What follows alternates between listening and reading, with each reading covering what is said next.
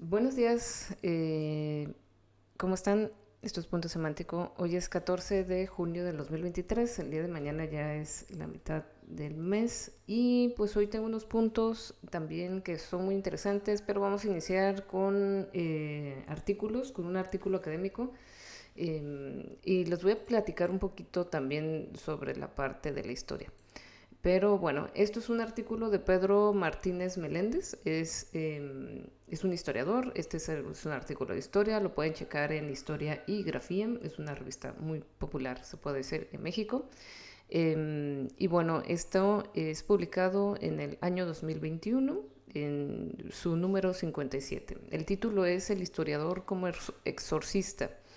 Este artículo de Pedro es una revisión de secretos fracturados de estampas del catolicismo conspirativo en México, porque también existe otros tipos de teorías sobre el catolicismo en México y no solamente, digamos, todo lo que está en contra de lo LGBT, por ejemplo. Ya que estamos en el mes del Pride, es una forma de ir conectando las ideas, así como hay también conspiraciones que se habla sobre las personas de diversidad sexual o de orientación o de género. También se puede hablar de conspiraciones desde el catolicismo, pero en general lo que me gustaría rescatar de este artículo es que esta reseña que presenta Pedro Espinosa hace un análisis sobre que el historiador tiene que funcionar como un exorcista.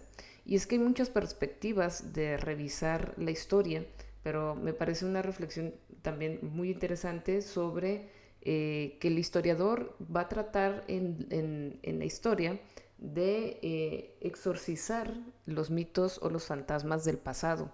Es decir, el historiador cumple esa parte de tratar de llegar a ser muy objetivos y tratar de revisar mucho mejor y dar un panorama mejor de lo que sucedía, por ejemplo, en el México antiguo. Y básicamente nos dice que lo que busca un historiador es desentrañar los secretos y los mitos que pues aún no han sido descubiertos y que puedan causar un impacto a la sociedad. Muchos de ellos podrían ser, por ejemplo, el catolicismo, ¿no? Las estampas del catolicismo en México, como bien lo decía Fernando González. Y además, aquí nos habla de ser críticos, nos habla de ser reflexivos, nos habla de cuestionar las verdades dichas, de buscar nuevas formas de entender el pasado. Y pues el historiador, como sabemos, realmente tiene un trabajo social importante, ya que una de las reflexiones finales que podríamos tener es que el historiador o la historia lo que nos hace no es proyectar nuestro futuro en sí, ni saber lo que va a pasar en el futuro o predecir lo que va a pasar en el futuro, porque no funciona así. La historia nos sirve para entender nuestro propio presente, nos sirve más que nada para entender por qué llegamos hasta aquí y por qué no hemos llegado hacia otro lado, y posiblemente podemos hacernos alguna idea de lo que puede pasar en algún futuro, alguna idea, pero va a ser sumamente vago porque la historia no se repite. Un paso que das no se vuelve a repetir la próxima vez, aunque sea en el mismo lugar y con tu mismo cuerpo. Siempre va a haber algo que cambie y es casi imposible que se vuelva a repetir. Entonces la historia no se repite, la historia tiene sus contrastes, y al final la historia nos ayuda a entender por qué la ciencia ha llegado hasta donde ha llegado y por qué tiene sus métodos, ¿no? Por ejemplo, y que a veces se cuestiona mucho por qué los científicos no hacen bien su trabajo, pero no se trata de eso, sino que hay pasos, hay métodos y hay diversidad de métodos que las personas nada más entienden el método científico como algo muy constreñido, pero hay muchos métodos y muchas formas de llegar a un resultado científico. Y en la historia, pues la historia también no se deslinda de encontrarse en esta discusión, ¿no? Sobre cómo llegar a ser críticos, cómo llegar a ser objetivos y cómo llegar a ser ciencia. Entonces, pues esto es bastante hacia ese lado, ¿no? Y pues bueno, el historiador como exorcista es eso, desentrañar los secretos de la historia, básicamente. Les recomiendo mucho esta lectura porque se van a encontrar muchas cosillas por ahí. Pero bueno, acá cita, por ejemplo, a Michel Desserteau, sobre la función histórica, sobre exorcizar el pasado, sobre asediar y atemorizar al presente, cuestionarnos por qué el pasado oculta cosas que tal vez en el presente ya no los vimos y eso hace que de alguna manera no avancemos en aras de entender nuestra propia función y sociedad. También el pasado nos puede ayudar bastante a nosotros como terapia para entender cómo funciona la vida. Entonces, sí, la historia es muy importante. Y digamos que aquí, pues aquí ya está hablando de la Compañía de Jesús, de la propia Iglesia Católica, ¿no? De los secretos fracturados de la historia de la Asociación Fraternaria de Estudiantes de Jalisco, mejor conocida como los Tecos. Eh, Habla bastante sobre, digamos, los estratos de las iglesias o de la religión, cómo se lleva a cabo ciertos procesos. Y bueno, se los recomiendo bastante. Igual, si quieren, lo comentamos de forma completa para la próxima.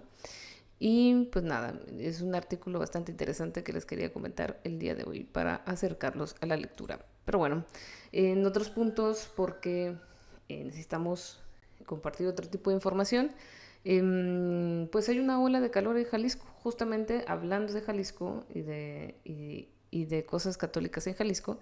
La tercera ola de calor seguirá afectando a México y supongo que porque es junio, dirían algunos, y porque todos se van al infierno. Y así lo informa el Servicio Meteorológico Nacional. Ahí están, tienen mucho calor. Y algunos otros estados que van a sufrir bastante con grados centígrados superiores a los 45 grados son Nuevo León, Tamaulipas, y se supone que también en zonas de Baja California, Sonora, Sinaloa, entre otros. La verdad es que son muchísimos. México está en su más alto punto de temperaturas, porque también está afectando Morelos, a Oaxaca, Chiapas, Durango, Chihuahua, Coahuila, San Luis Potosí, Hidalgo, Veracruz, Tabasco, Campeche, Yucatán, Nayarit, Sinaloa, Sonora, Colima, Michoacán, Guerrero, Morelos. Bueno, pues casi, bueno, una gran parte, ¿no? De los 31, 32 estados que podemos decir que ubicamos. Pero bueno, en otro punto, una cerveza mexicana, hablando de calor, destrona a Bud Light como la más vendida.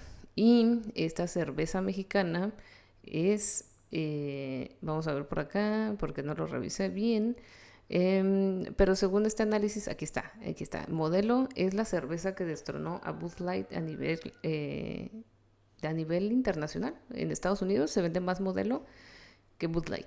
Bueno, ¿quién lo diría? Pensábamos que era Tecate, pero no, es Modelo. En otra nota, Donald Trump hace una visita inesperada al famoso restaurante cubano Versalles en Miami tras histórica aparición en corte. Lo que pasa con lo que está pasando con Donald Trump es que aparentemente fue a la corte y digamos que se declaró inocente de 37 cargos penales que enfrentaba por el caso de los documentos clasificados, de algunos documentos clasificados que él había, digamos, visto, ¿no? Revisado, etcétera. Y este lugar que se llama acá el restaurante cubano Versalles, es un restaurante donde digamos que muchos apoyan a ciertas personas que acaban de ser detenidas, por así decirlo. Y Donald Trump aparentemente pues está acusado y lo declararon culpable de estos cargos. Entonces lo que él comenta es que creo que esto va muy bien, creo que esto es un asunto amañado, tenemos un país amañado, tenemos un país corrupto, tenemos un país que no tiene fronteras, bueno, somos una nación en decadencia y luego hacen estas cosas y ya ves dónde está la gente.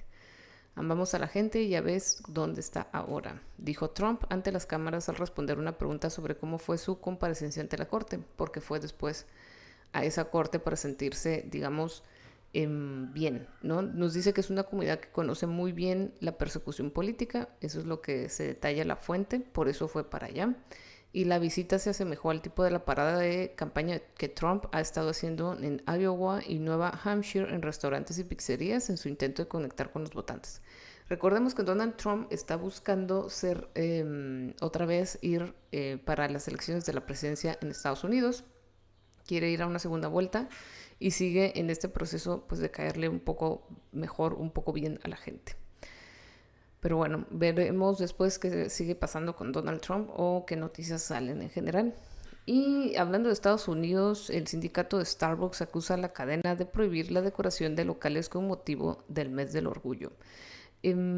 Como habíamos hablado últimamente en estos 2 días sobre el mes del orgullo, el mes del Pride, en Starbucks, así como otras marcas en Estados Unidos, han estado generando digamos, un retroceso, no retroceso, sino sí un cambio de opinión, un cambio de parecer sobre apoyar al mes del orgullo, y se está dando en muchas marcas, y una de ellas pues aparentemente también es Starbucks. Entonces, ¿es preocupante? Pues sí, porque la opinión pública en Estados Unidos está yendo hacia esa dirección, a ser pro familia, por ejemplo, y se discute bastante esto de la naturaleza de la familia, etcétera.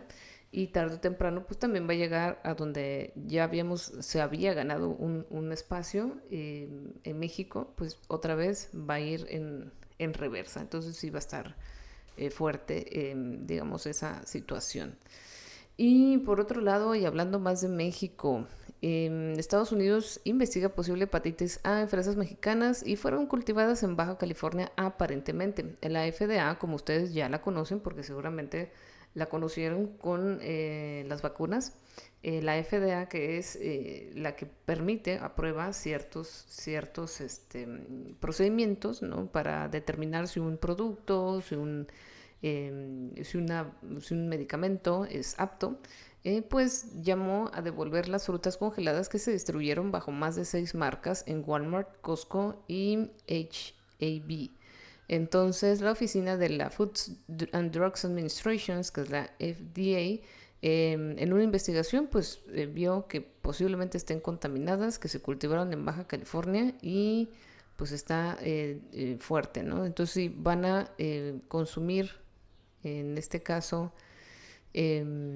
fresas congeladas, pues se deberán desechar, y se les pide que desechen esas fresas que han eh, consumido.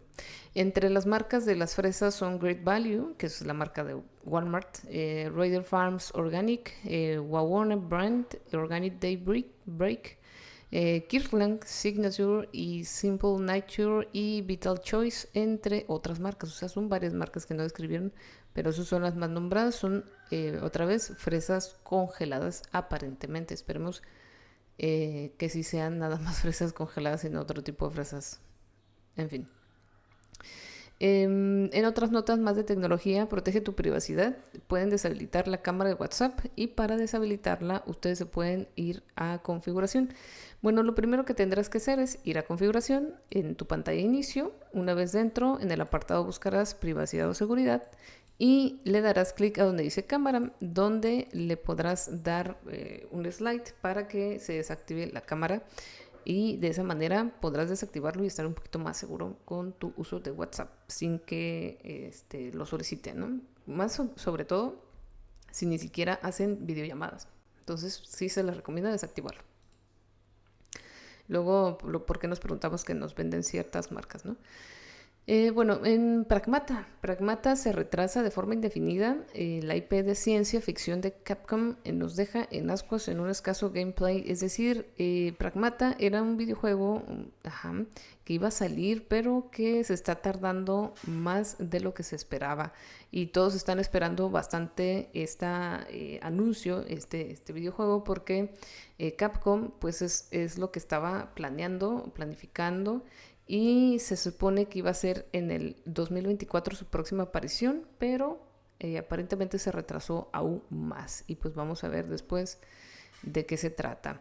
Y hablando de teléfonos, WhatsApp y videojuegos, Nokia Magic Max versus iPhone 14 Pro Max. Algo más que su precio les pone a competir.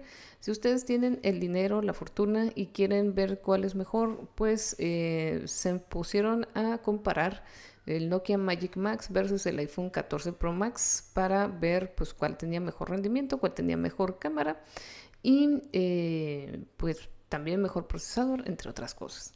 Entonces se dice que el Nokia Magic Max contará con un procesador Snapdragon 8 Plus generación 2 y de gráficos Adreno 740, un sistema operativo Android 13 y almacenamiento de hasta 512 GB y una RAM de hasta 16 GB. Su pantalla será AMOLED de 6.7 pulgadas y una tasa de refresco de 120 Hz con Corning Gorilla Glass 7. Es decir, pues no se te va a romper tu pantalla.